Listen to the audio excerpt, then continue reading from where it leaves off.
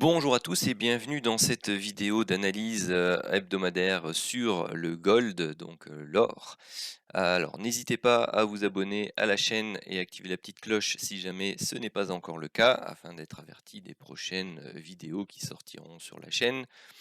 Et surtout pour le soutien, n'hésitez pas à le partage de la vidéo et puis de mettre un maximum de pouces bleus sous cette vidéo. L'algorithme YouTube adore ça.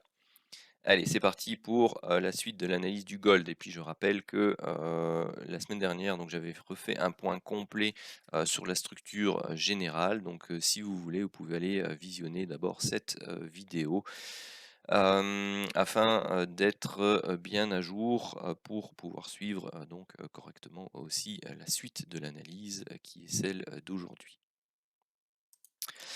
Alors, nous voici sur le graphique, journalier. Donc, on recherche la fin de la vague C ici, en rouge et pour ce faire, eh bien, on travaille une structure de type flat, donc 3 temps baissier, 3 temps haussier et ici donc 5 temps, 5 temps baissiers, qu'est-ce qu'on a eu? On a eu un temps principal, un deuxième temps principal, un troisième, un quatrième et dans le cinquième, eh bien, pour l'instant, ce qu'on peut observer ou ce qu'on peut, travailler comme structure, c'est donc une structure de, diagonale de terminaison, de type, en élargissement. Donc c'est une sorte de porte-voix pour ceux qui ont l'habitude de faire, le chartisme plutôt, enfin donc baissier, donc avec des, lignes qui ne convergent pas ici, donc les vagues 1 et 3 et 2 et 4 reliées par des obliques. Eh bien, les obliques ne convergent pas et donc voilà, c'est une structure en expansion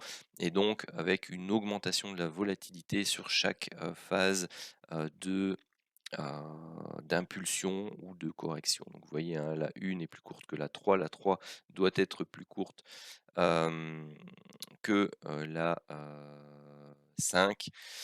Et ici, elle l'est déjà, hein, de toute façon, la 5 était déjà plus courte. Enfin, oui, c'est ça. Donc, enfin, vous voyez bien que cette distance-ci est plus courte que celle-là. Allez, juste pour le montrer. Voilà, vous voyez, ça arrivait là, donc on est juste en dessous. Il n'y a pas grande différence, mais la différence est faite quand même. Donc on cherchait une fin pour cette fameuse vague 5. Et donc pour ça, bon, on était parti sur l'horaire. Donc je vais revenir sur l'horaire. Je vais me hop, recalibrer correctement. Et donc, ce que je vous expliquais sur l'horaire dans la vidéo précédente, c'est que bon, on cherchait 9 temps baissiers puisque c'est une structure en extension. Donc là, vous aviez 1, 2, 3, 4, 5, 6, 7, 8. Et donc, on travaillait le 9e temps. Et donc, on cherchait également une structure qui permette de valider cette fin de vague. Et donc je vous expliquais que il fallait travailler par rapport à ces éléments-ci, derniers plus bas, avec des setups de divergence pour pouvoir entrer en position et attendre ensuite une validation par le break de ces derniers plus hauts, ici autour des 1687. Donc qu'est-ce qu'on a eu? On a eu donc cette structure impulsive baissière en 5 temps. Et on a eu donc les setups de divergence ici qui ont été validés par le break de l'oblique baissière qui se trouve ici. Donc une entrée possible autour des 1635 était jouable. C'était quand? C'est le 28 du 9 aux alentours de 13 heures. Et donc là pour l'instant, eh bien, vous seriez tout à fait bien vu la hausse qui s'est produite après. Alors maintenant, si vous êtes en position ici, la façon de manager cette position, c'est bien entendu de surveiller les prix par rapport à cette zone-ci. Donc il faudrait impérativement que l'on vienne franchir à la hausse cette zone d'accumulation. Hop, qui sert pour l'instant de résistance. Faire attention aussi au fait que l'on puisse eh bien, tout simplement retracer jusqu'à votre point d'entrée. Euh, Pourquoi? Bon, allez, essayons de voir sur le 15 minutes ce que ça donne. Parce que là, vous avez donc 1, 2, 3, 4, 5 temps haussiers. Vous avez ici une structure en 3 temps baissiers, une structure plus complexe qui pourrait être 3 temps haussiers. Et donc, on pourrait déjà ici travailler une structure correctrice de type flat et aller retrouver un plus bas par rapport à cette zone-ci. Et donc, venir rechercher la zone d'entrée potentielle qui se trouve là. Donc, le BE est peut-être prématuré. Donc, BE s'est mise à break-even. Donc, c'est remonté son stop qui est pour l'instant ici en dessous au niveau du prix d'entrée. Parce qu'on pourrait avoir une structure baissière qui vienne rechercher cette zone-là. L'important, c'est de ne pas venir reprendre un point plus bas que ce plus bas là. Donc sinon ça invalide le décompte précédent et il faut donc adapter sa structure. Donc c'est que je me suis planté quelque part dans les décomptes intermédiaires. Ce qui est tout à fait possible, hein.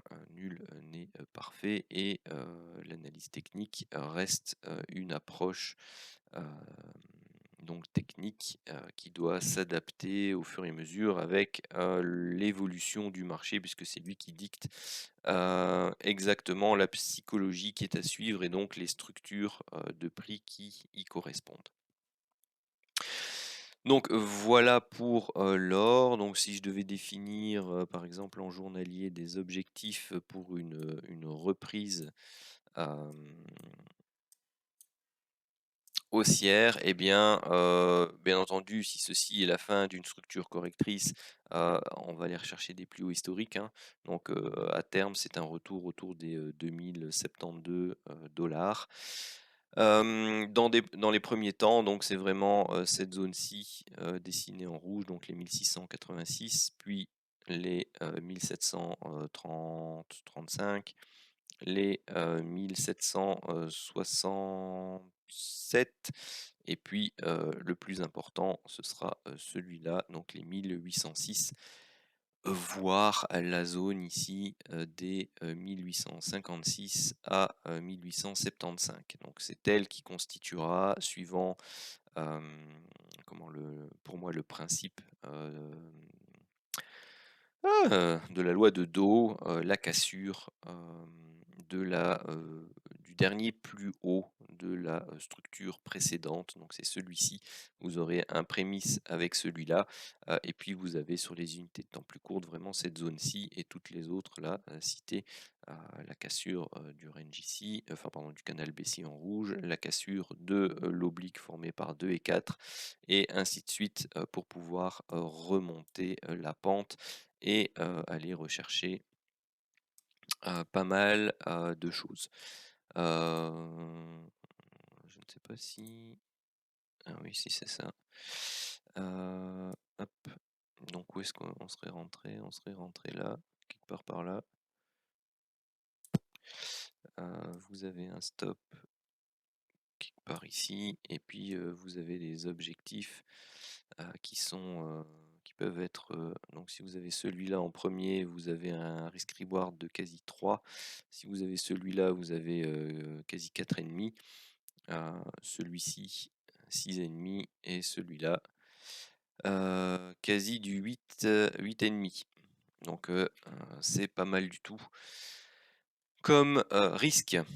Voilà qui clôture la mise à jour de l'analyse sur le gold. Sur ce, je vous remercie et je vous souhaite à tous un très bon week-end.